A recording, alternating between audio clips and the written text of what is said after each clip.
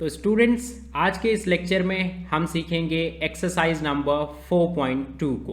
तो जो आपकी एक्सरसाइज 4.2 है उसके लिए जो लेक्चर रिक्वायर्ड है वो लेक्चर नंबर 4.2 है। आपको प्लेलिस्ट में जाकर उसे पहले देख लेना है अगर आपने वो नहीं देखा है तो।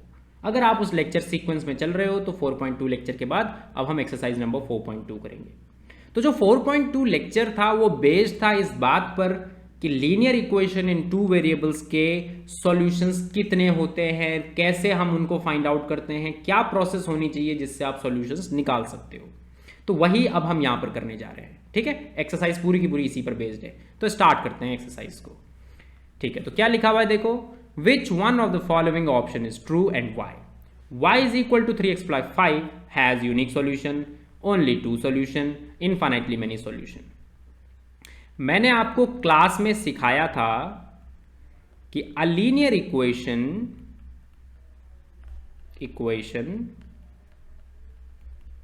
ठीक है, a linear equation of the form, नहीं सॉरी ऐसा लिखते हैं, a linear equation in two variable, a linear equation in two variable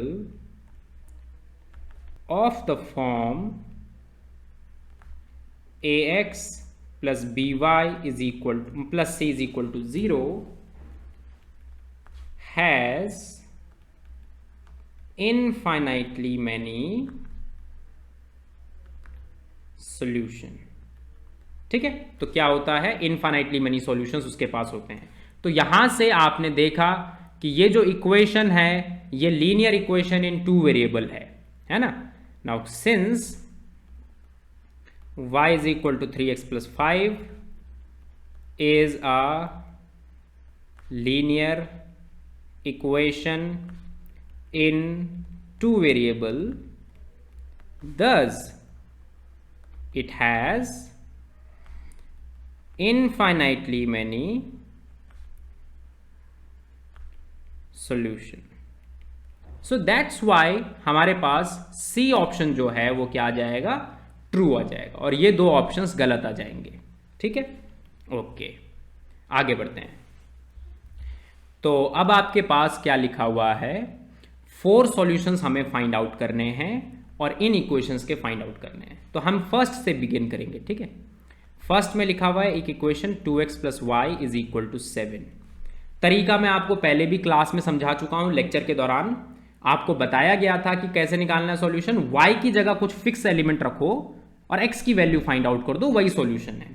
तो टेक y की जगह कितने हमें सॉल्यूशन चाहिए, 4 सॉल्यूशंस चाहिए। तो जैसे आपने 0 से स्टार्ट किया, y की जगह 0 रखोगे तो x की वैल्यू कितनी आ जाएगी, -7/2।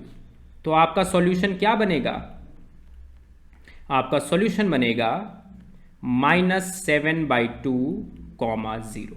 ये सॉल्यूशन बनेगा। सिमिलरली y की जगह 1 रख लो, y की जगह 1 रखोगे तो यहां पर 1 आपने रखा, राइट साइड जाएगा 6 बन जाएगा, x की वैल्यू 3 आ जाएगी। तो सॉल्यूशन क्या बनेगा, सॉल्यूशन बनेगा 3,1। y की जगह 2 रखो, 2 रखो जरा यहां पर, राइट साइड भेजोगे 5 बन जाएगा, तो x की वैल्यू कितनी आएगी, 5/2। तो सॉल्यूशन क्या बना, 5/2, 2।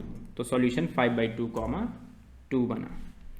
y की जगह 3 रखोगे तो 3 रखो जरा यहाँ पर, इसकी जगह 3 रखो तो यहाँ पर 4 आ जाएगा, और x की वैल्यू कितनी आ जाएगी फिर, 2।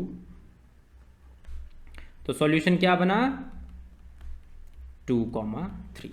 तो बस जिस तरीके से हमने इसके सॉल्यूशन निकाले ऐसे हम और सॉल्यूशंस भी निकाल सकते हैं। ठीक है, ऑल राइट।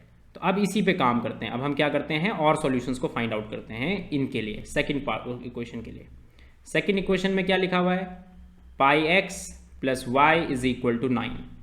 सबसे पहले y की जगह 0 रखो, y की जगह 0 रखोगे तो x की वैल्यू कितनी आ जाएगी, वो भी 9 आ जाएगी यहाँ पर।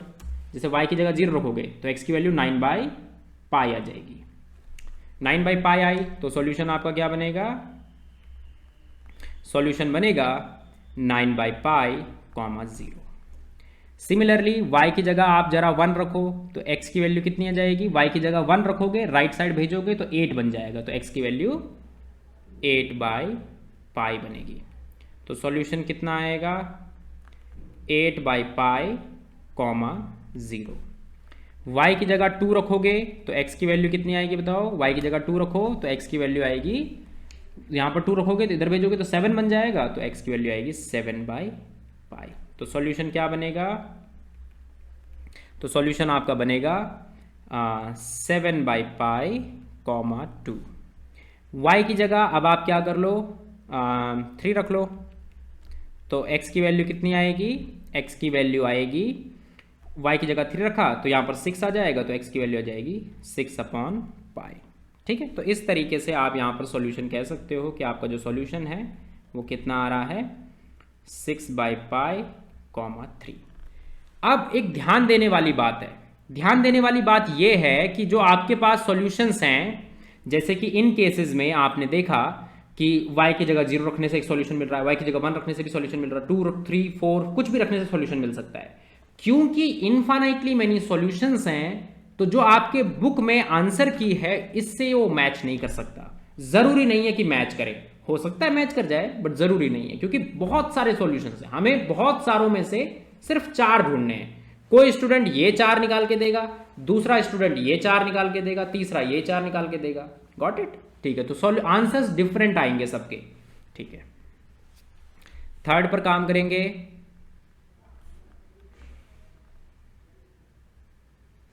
तो थर्ड यहां पर क्या है, ऑलराइट, तो थर्ड है x is equal to 4y।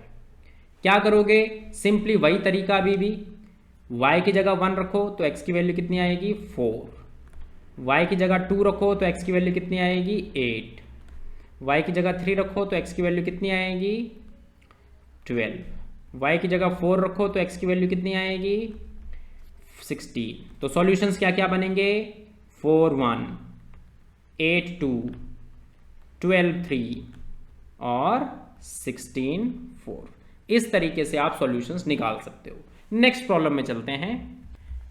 तो नेक्स्ट प्रॉब्लम आपके पास है कि check which of the following are solutions of the equation x - 2y = 4 and which are not. तो आपके पास एक इक्वेशन दी हुई है और उस इक्वेशन के आपसे सॉल्यूशंस पूछे जा रहे हैं। तो मैं क्या करूंगा, जैसे कि मेरे पास इक्वेशन दी हुई है x - 2y = 4, ये इक्वेशन दी हुई है। अब चेक करना है कि ये सॉल्यूशन है या नहीं है 0, 2। क्या करोगे आप, इसको उठाकर इसमें पुट कर दो। तो इसको उठा के इसमें पुट करोगे तो कितना आएगा आपके पास 0 - 2 × 2। तो -2 × 2 क्या ये 4 के इक्वल है, नहीं, ये तो -4 है, तो -4 है तो ये अनइक्वल है, सो नॉट अ सॉल्यूशन। बात समझ आ रही है? कोई पॉइंट, कोई कोऑर्डिनेट, ये कोऑर्डिनेट फॉर्म में लिखे हुए हैं, पहला वाला x होता है, दूसरा वाला y होता है। कोऑर्डिनेट ज्योमेट्री में आपको सिखाया गया है 3rd चैप्टर। तो अगर आपके पास ये जो कोऑर्डिनेट दिया हुआ है ये अगर ये सेटिस्फाई नहीं कर रहा है इक्वेशन को, तो सॉल्यूशन नहीं है फिर। ठीक है, दूसरा पॉइंट 2 0 उठाकर रखूंगा, सो 2 - 2 × 0 = 4। क्या ये 4 के इक्वल है, नहीं है 4 के इक्वल, क्योंकि लेफ्ट साइड में 2 लिखा हुआ है और राइट साइड में 4 है, सो ये नॉट अ सॉल्यूशन। ठीक है, ऑल राइट। थर्ड 4 0। तो आप देखो, रख के देखो, यहां पर x की जगह 4 रखा, y की जगह 0 रखा, तो कितना आया 4 के इक्वल ही तो आ रहा है ये, so it is a solution. तो ये सॉल्यूशन है। फोर्थ √2, 4 √2। तो देखते हैं, रख के √2 रखा x की जगह, y की जगह रखा 4 √2, तो ये कितना आ जाएगा √2 - 8 √2, तो कितना आ जाएगा ये -7 √2। क्या ये 4 के इक्वल है, नहीं है 4 के equal, so not a solution. तो इक्वेशन को सेटिस्फाई नहीं कर पा रहा है, so not a solution. Fifth 1, 1 को उठाकर देखोगे तो आपके पास आएगा 1 - 2 × 1। क्या ये 4 के इक्वल है, नहीं है 4 के equal, so not a solution. तो ये सॉल्यूशन नहीं है।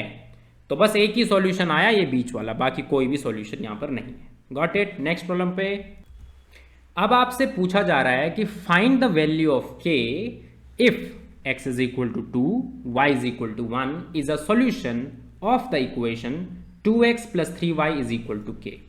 तो आपको सॉल्यूशन दिया हुआ है, हम क्या जानते हैं?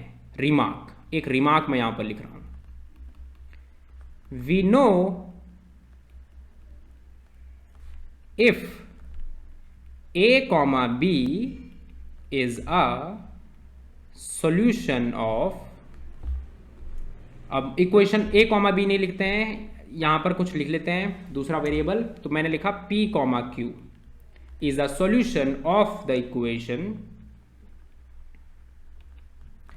ax plus by plus c is equal to 0. Then p comma q will satisfy the equation. तो p comma q क्या करेगा? इक्वेशन को सेटिस्फाई करेगा. दैट इज क्या होगा? a into P plus B into Q plus C is equal to 0 आएगा. मतलब वो सेटिस्फाई करता है, सॉल्यूशन हमेशा इक्वेशन को सेटिस्फाई करता है. तो यहां पर हमारे पास 2,1 सॉल्यूशन है. तो इसका क्या मतलब बना कि 2 into 2 plus 3 into 1 is equal to के आएगा. तो k की वैल्यू कितनी आ जाएगी? 4 plus 3 which is equal to 7. तो 7 इज इक्वल टू k आ गया. तो इसके साथ ये एक्सरसाइज आपकी फिनिश होती है. आपको अब क्या करना है? नेक्स्ट लेक्चर को देखना है, लेक्चर नंबर 4.3. अगर कोई स्टूडेंट इस कोर्स के रेगुलर क्लासरूम के साथ जुड़ना चाहता है वो इस नंबर पर हमें कॉन्टैक्ट कर सकता है. Alright, so thank you.